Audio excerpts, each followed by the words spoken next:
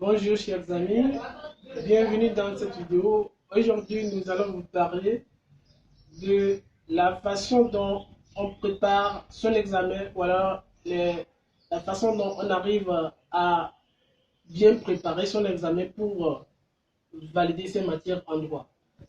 Ou bien la façon dont on réussit son examen en droit. Euh, cette vidéo sera répartie en deux parties. La première partie sera consacrée bien évidemment aux matières fondamentales et après la deuxième partie sera réservée aux matières complémentaires. Alors, je tiens à vous informer que ceux qui ne sont pas encore abonnés, mais qui suivent la vidéo, n'hésitez pas de vous abonner et de liker la vidéo si elle vous a plu.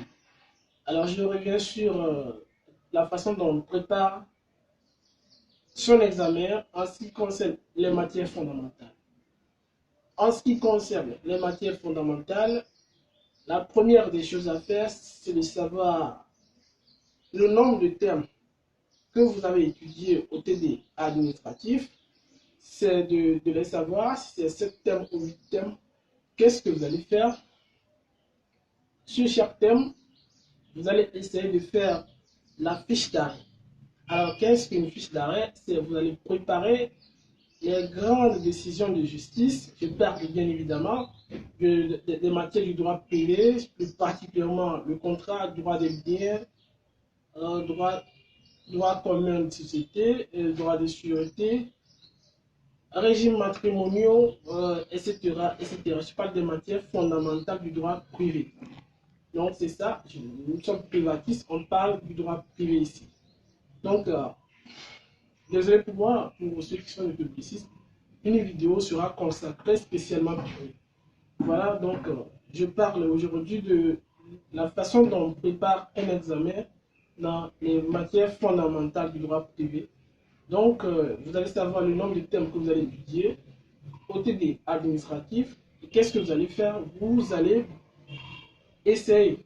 Normalement, cette étape se fait même avant d'aller au TD administratif.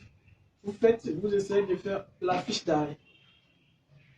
La fiche d'arrêt, vous préparez préparez votre devoir, préparez les grandes décisions de justice, les lois qui vont dans un tel sens, vous les préparez. Vous savez déjà, vous mettez à votre disposition tout l'arsenal juridique nécessaire que vous allez utiliser lorsque l'un de ces thèmes sortira à l'examen. Donc c'est comme ça, vous faites la fiche d'arrêt pour chaque thème. On fait la fiche d'arrêt pour chaque thème. Lorsque ceci permet de vous rassurer, par exemple, lorsque l'un des thèmes sort, qu'est-ce que vous allez mettre en tant que jurisprudence, vos références en jurisprudentielles, parce qu'il est nécessaire et très fondamental, qui fait de vous des futurs juristes. Voilà, vous ne pouvez pas faire un devoir sans faire référence ni à la loi, ni à la doctrine, ni à la jurisprudence. Et donc, il convient de faire les fiches d'arrêt pour chaque thème et de bien faire les choses dans ce cas. Donc, vous préparez la fiche d'arrêt à partir de l'introduction jusqu'au, comment dit-on, l'introduction, et vous faites, déjà, quand vous prenez 2 ou 3 arrêts, déjà, les arrêts de principe, vous faites ça pour les arrêts de principe, les grands arrêts de principe pour chaque thème. Si vous faites ça, vous n'allez jamais, jamais aller de côté. Vous allez toujours réussir votre devoir. Donc, la fiche d'arrêt est l'étape qui permet à l'étudiant de se rassurer qu'il n'a même pas de l'eau au moulin. C'est ça. Donc, c'est une étape très importante. Vous listez les grandes décisions de justice qui vont dans le temps, qui confirment tel principe, les lois qui se sont intervenues, ensuite de la doctrine, voilà, et c'est très important. Et après, s'il y a aussi des situations pratiques, vous pouvez aussi les faire recours. Donc, c'est comme ça se prépare un examen dans les matières fondamentales. Vous faites ça, vous n'allez jamais aller de côté.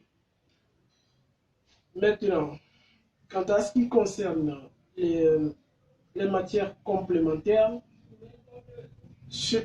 L'élément, je ne peux pas vous dire qu'il y a un système qui marche coûte que coûte, mais ce système permet quand même d'avoir des résultats beaucoup plus agréables. Cette façon, je vais vous la conseiller, c'est quoi? C'est le résumé du cours. D'essayer de faire, après avoir lu le cours, de faire le résumé. À chaque étape que vous lisez, vous faites le résumé. C'est-à-dire qu'en fin du compte, vous obtenez un résumé de tout le cours pour ce qui concerne la matière complémentaire. Que ce soit question ou plus simple, c'est comme ça. Et ça vous permet de bien tailler le cours. Et vous ne pouvez pas rater une question. En principe, si vous appliquez ça de façon stricte, vous ne pouvez pas rater même pas une question. Vous allez répondre correctement à toutes les questions. Cette étape, c'est de résumer tout le cours à chaque étape que vous révisez, à chaque étape que vous apprenez, depuis même déjà la préparation de l'examen, depuis le début, qu'est-ce que vous allez faire? Vous allez commencer par, une fois que vous finissez une étude sur une partie du cours, pour ne pas dire une lecture, donc une étude sur une partie du cours, alors vous allez essayer de résumer cette partie. Vous faites un résumé succinct avec tous les éléments nécessaires qu'on peut demander à l'examen. Et après, une fois que vous faites une seconde étude sur les mêmes matières, ou bien la même matière, de façon évolutive, vous faites le résumé succinct des grands éléments, des éléments clés qu'on peut demander à l'examen, jusqu'à ce que, à la fin du cours, vous obtenez déjà le résumé du cours qui cerne bien le cours et qui vous permet de vous rassurer que, avec ce résumé, vous allez à l'examen pour valider la matière, avec une très bonne note d'ailleurs, pas moins de 18 demandes.